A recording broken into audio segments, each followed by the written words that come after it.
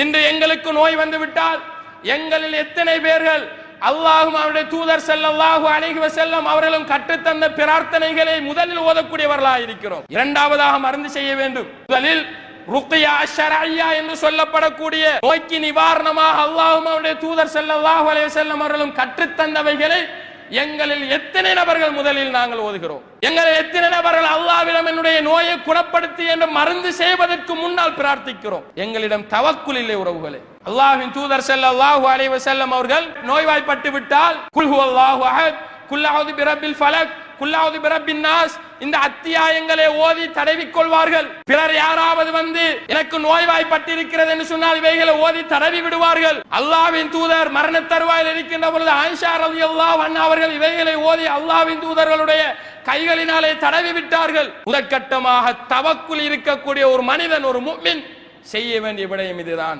யாருக்காவது எங்காவது ஒரு நோவு ஏற்பட்டால் எங்களில் எத்தனை நபர்கள் அந்த இடத்திலே கையை வைத்து பிஸ்மில்லா என்று 3 தடவைகள் சொல்லி அஊது பில்லாஹி வ குத்ரத்திஹி மின் ஷர்ரி மா அஜிது வ உஹாதிரு என்று 7 தடவைகள் ஓதக்கூடியவர்கள் இருக்கிறோம். அல்லாஹ்வின் தூதர் ஸல்லல்லாஹு அலைஹி வஸல்லம் அவர்கள் சஹாபிக்கு கற்றுக் கொடுத்த பிரார்த்தனை. அவர் சொல்லுகிறார், நான் இஸ்லாத்தை ஏற்றுக்கொண்ட காலத்திலிருந்து என்னுடைய உடலில் ஒரு இடத்திலே நோவு இருந்து கொண்டே இருந்தது. அல்லாஹ்வின் தூதரிடம் இதை நான் முறையிட்டேன். அல்லாஹ்வின் தூதர் ஸல்லல்லாஹு அலைஹி வஸல்லம் அவர்கள் சொன்னார்கள், எந்த இடத்தில் நோவு இருக்கிறதோ அந்த இடத்தில் உங்களுடைய கையை வைத்து பிஸ்மில்லா என்று 3 தரம் சொல்லுங்கள். அஊது பில்லாஹி வ குத்ரத்திஹி, இன்னொரு அறிவிப்பில் அஊது பி இஸ்ஸத்தில்லாஹி வ குத்ரத்திஹி மின் ஷர்ரி மா அஜிது வ உஹாதிரு என்று 7 தடவைகள் ஓதுங்கள். குறித்த சஹாபி இந்த செய்தியை சொல்லுகின்ற பொழுது சொல்லுகிறார், எனக்கு குணம் கிடைத்தது, நான் குணமானேன் என்பதாக குறித்த சஹாபி சொல்லுவதை நாங்கள் பார்க்கிறோம். தவக்குலோடு ஓதினார்கள், ஆழமான நம்பிக்கையோடு ஓதினார்கள். அன்பிற்குரிய இஸ்லாமிய சகோதரர்களே, அல்லாஹு தஆலாவின் நல்லடியார்களே, ஆனால் நாங்கள் நோய் வந்து விட்டால் நம்பி இருப்பது வெறுமனே காரணமாக அல்லாஹு தஆலா ஏற்படுத்திய மருந்தை மாத்திரம்தான். எங்களுடைய ஈமானை அந்த இடத்திலே நாங்கள் பறிகொடுக்கிறோம். காய்ச்சல் வந்தால் பெனடோல் போட்டு விட்டால் சரியாகிவிடும் என்று நாங்கள் நம்புகிறோம். எங்களுடைய ஈமான் பறிபோகிறது. பெனடோல் போடுவது என்பது ஒரு காரணம், வெறும் சபபு மாத்திரம்தான். அந்த நோயை குணப்படுத்துபவன் என்னை படைத்த ரப்பு என்கின்ற ஆழமான சிந்தனை எங்களுடைய ஒவ்வொருவருடைய உள்ளத்திலே வர வேண்டும் உறவுகளே.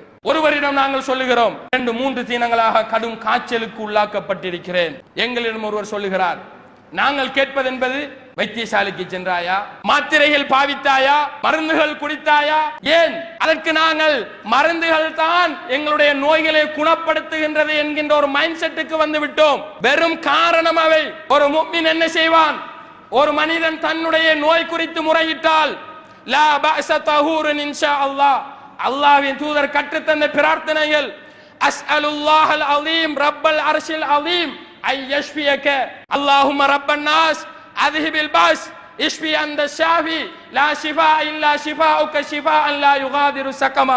ஒருவர் எம்மிடம் நோய் குறித்து முறைப்பட்டால் நாங்கள் அவருடைய நோய் குணமடைவதற்கு பிரார்த்திக்க வேண்டும் உறவுகளே. இதுதான் தவக்குல். ஆனால் நாங்கள் மருந்து பாவித்தாயா, மருந்து குடித்தாயா, டாக்டரிடம் சென்றாயா, வைத்தியசாலைக்கு சென்றாயா, மருந்து செய்ய வேண்டும். அது 2வது கட்டம். 1வது கட்டம் என்னுடைய உள்ளத்திலே தவக்குல் வர வேண்டும். இந்த நோயை குணப்படுத்துபவன் அல்லாஹ் மாத்திரமே. நோய் குணமடைவதற்கான துஆக்களை அல்லாஹ்வின் தூதர் ஸல்லல்லாஹு அலைஹி வஸல்லம் அவர்கள் கற்றுத் தந்திருக்கிறார்கள். ஆழமான நம்பிக்கையோடு நாங்கள் ஓதினால் நபி இப்ராஹிம் அலைஹிஸ்ஸலாம் அவர்களுக்கு நெருப்பு குளிராயது போன்று, நபி மூசா அலைஹிஸ்ஸலாம் அவர்களுக்கு கடல் பிளந்தது போன்று, குறித்த சஹாபி தேல் கொட்டிய மனிதருக்கு சூரத்துல் ஃபாத்தியாவை ஓதிய பொழுது குணம் கிடைத்த மாதிரி பனு இஸ்ரவேலுடைய அந்த மனிதர் தவக்குலின் காரணத்தினால் அவருடைய கடன் உரியவரிடம் போய் சென்றடைந்த மாதிரி எங்களுக்கும் நிகழும். இப்பொழுது ஆழமான தவக்குல், அந்த நம்பிக்கை எங்கள் ஒவ்வொருவருடைய உள்ளத்திலும் வந்து அது வெளிப்படுகின்ற பொழுது நிச்சயமாக அதனுடைய யதார்த்தத்தை நாங்கள் பெற்றுக்கொள்வோம் உறவுகளே.